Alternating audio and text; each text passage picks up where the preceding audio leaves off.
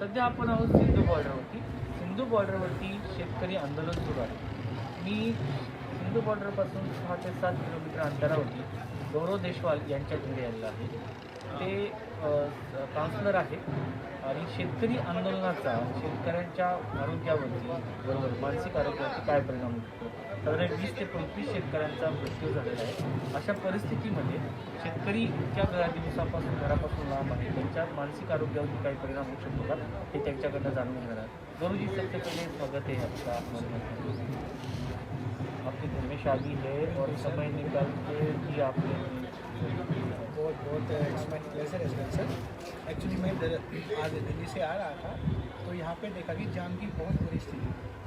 जो गाड़ी जो मेन हाईवे से जाती है, जो हमारा जो नेशनल हाईवे है, जो सीधा जम्मू कश्मीर के लिए निकलता है, उस पर अभी बंद होने की वजह से जितना भी दिल्ली का ट्रैफिक है या जितना भी लोकल का ट्रैफिक है वो सारा अब अंदर नरेला की तरफ को जा रहा है. अब उसमें क्या है, इसमें सर 4 व्हीलर भी है, मतलब जो बड़े बड़े जो लोड वाले जो व्हीकल है, ट्रक भी है, उससे क्या है जाम की बहुत भारी स्थिति है. अब ये सारा लोकल का एरिया है तो इसकी वजह से यहाँ की जो लोकल की पब्लिक है उसको जाम का सामना करना पड़ता है. अब जैसे मुझे यहाँ पे आना है, जहाँ पे आने का 10 मिनट में टाइम लगता है, वहाँ पर आने में मुझे आधा पौना घंटा लगता है. नहीं, हम तो पैदल चल के आए 8 हाँ तो बिकॉज हाँ ट्रैफिक इतना सा हाई है, या ट्रैफिक जो है वो इतना है कि उसकी जिसकी वजह से बहुत ज़्यादा दिक्कत हो रही है. इवन 2 व्हीलर्स वालों को दिक्कत हो रही है तो 4 व्हीलर्स वालों को तो चाहे इसमें एम्बुलेंस है, चाहे इसमें कोई भी कैसा भी है, या किसी का बिजनेस है, या किसी को मीटिंग के लिए जाना है, तो जो 4 व्हीलर है वो तो ऑटोमेटिकली फंसने वाला है. वो अगर 4 व्हीलर दिल्ली से आएगा और सिंघू बॉर्डर से अगर नरेला की तरफ लेफ्ट भी करेगा तो सोनीपत जाने में उसको कम से कम 2-2.5 घंटे मान के चला. तो देखो किसान आंदोलन है वो ठीक है, किसान उनका हक है किसानों का बैठने का. वो मतलब they are protesting against the bills that is given by the government. जो गवर्नमेंट ने बिल्स पास किए हैं वो उनका प्रोटेस्ट कर रहे हैं. दैट इज़ वो ठीक है, वो अपनी जगह, क्योंकि उनको स्वतंत्रता है अकॉर्डिंग टू द कॉन्स्टिट्यूशन. कोई भी आदमी, कोई भी ऑर्गेनाइजेशन इंडिया में प्रोटेस्ट कर सकता है. लेकिन उसकी वजह से क्या है कि जो परेशानी आजकल हो रही है, देखो एक साइड किसान है, एक साइड गवर्नमेंट. ठीक है, गवर्नमेंट के अपने टर्म्स कंडीशंस है, फार्मर्स के अपने टर्म्स कंडीशंस है.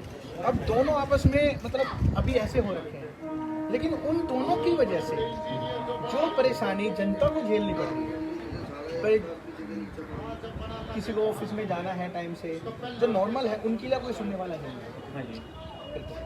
तो इसके बारे में थोड़ा सा गवर्नमेंट को भी सोचना चाहिए, या किसानों को तो चलो जैसे भी सोचना चाहिए कि ठीक है आप एक दूसरे से अगेंस्ट हो रखे हैं, आपको कुछ गवर्नमेंट्स की पॉलिसी समझ में नहीं आ रही है, गवर्नमेंट्स को आपकी कुछ कंडीशन समझ में नहीं आ रही है, लेकिन उसका इफेक्ट नॉर्मल पब्लिक पे तो ना हो. ये तो नॉर्मल पब्लिक की बहुत है. बिल्कुल जनरल पब्लिक देखो, एक साइड किसान हो गए, एक साइड जनता हो गई, लेकिन जो बाकी 80 to 90% जनरल पब्लिक है, और जो पर्टिकुलर सिंघू बॉर्डर के आसपास की है, तो दिल्ली का है, बाहर का, वो तो जो यहाँ बहुत मतलब लोकेलिटी में बहुत दिक्कत हो जाती है. नहीं, मैंने देखा है लोकेलिटी का.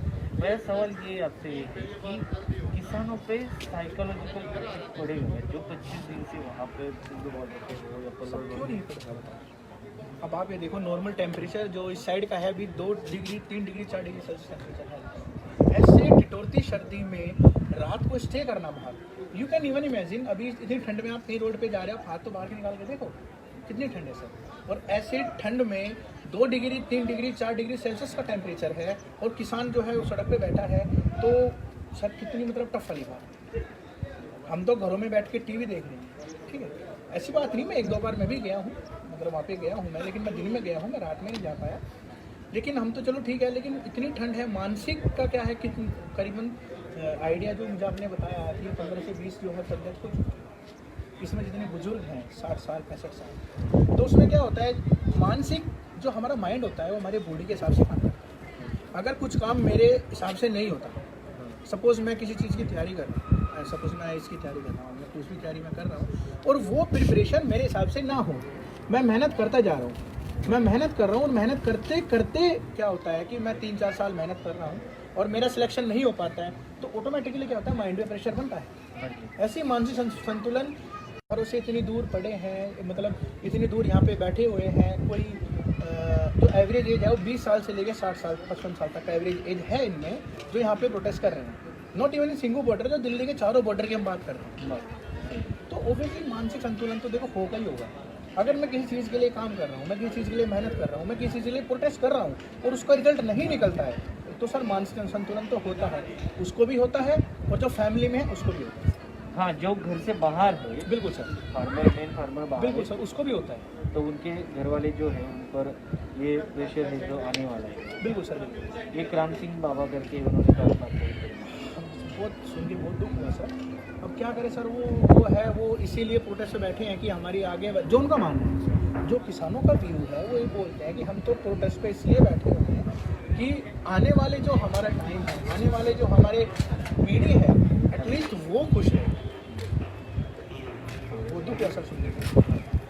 और एक बात है कि अभी आप एज ए टीचर भी हैं, बिल्कुल सर, कुछ इस लॉकडाउन के कारण पहले तो परेशानी से, और अभी ये जो जाम चल रहा है, 9वीं 10वीं क्लास के बच्चे तो बाहर आते हैं, बिल्कुल सही।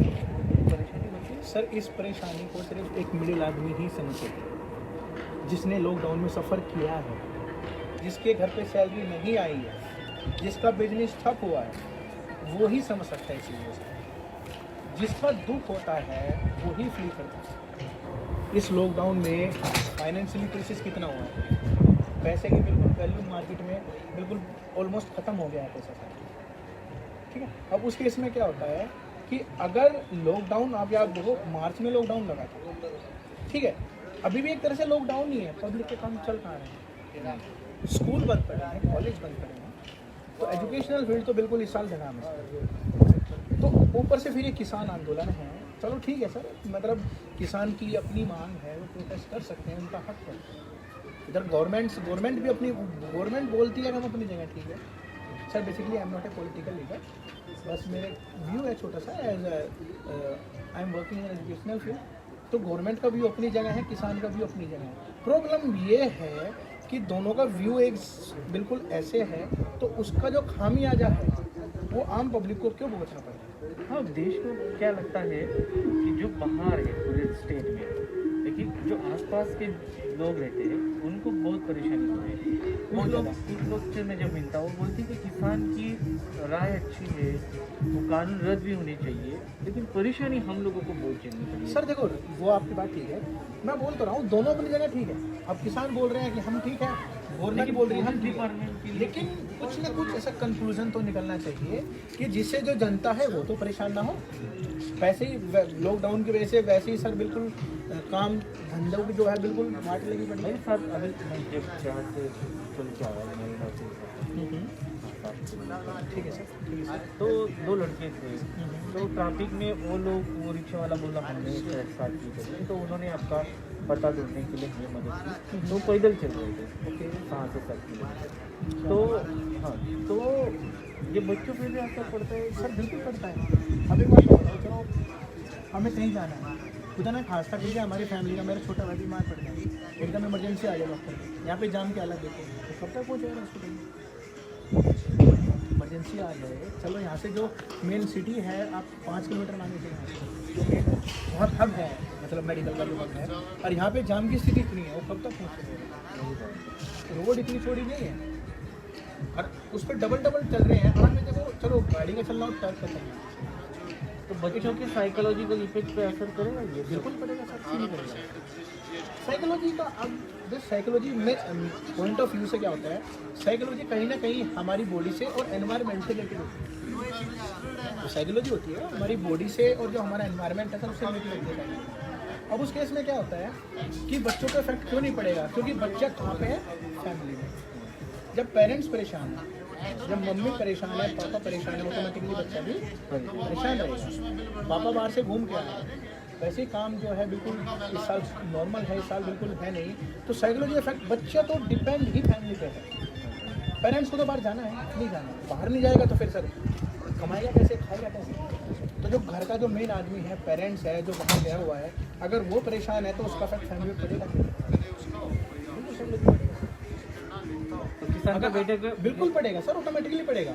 अगर जैसे जो किसान यहाँ पे हैं, जो प्रोटेस्ट कर रहे हैं, इनकी फैमिली पे भी इसका असर पड़ेगा, क्योंकि उनको लगता है कि हमारे पापा परेशान हैं, ऑब्वियसली वो भी दुखी होंगे। क्यों नहीं पड़ेगा, तो आप बताओ। सही बात है। ये थे गौरव जी, तर आपण हे आंदोलन पाहताना म्हणजे फक्त मुद्देचा विचार न करता याचे काही इतर परिणाम आहेत का आसपासच्या एरियाबरोबर, शिक्षणाबरोबर आणि मानसिकरित्या शेतकऱ्यांच्या कुटुंबावरती काय आघात होऊ शकतो या संदर्भात आज आपण गौरवजी यांच्याशी बातचीत केली. आंदोलनाचे वेगवेगळे कंगोरे आहेत ते जाणून घेणं गरजेचं आहे. शेतकऱ्यांच्या कुटुंबावरती याचा मानसिक आघात होऊ शकतो का या संदर्भात गौरवजी यांची चर्चा केली. गौरवजी खूप धन्यवाद आपला. तो तुम्ही पाहत राहा मॅक्स महाराष्ट्र. आणि तुम्हाला काय वाटतं या सध्या सगळ्या ह्या प्रोग्रामबद्दल आणि काय तुम्हाला या सिंधू बॉर्डरवरती जे शेतकऱ्यांचं आंदोलन सुरू आहे त्याबद्दल काय वाटतं ते तुम्ही निश्चित आम्हाला कमेंटमध्ये कळू शकता. शिवाजी काळे, मॅक्स महाराष्ट्र.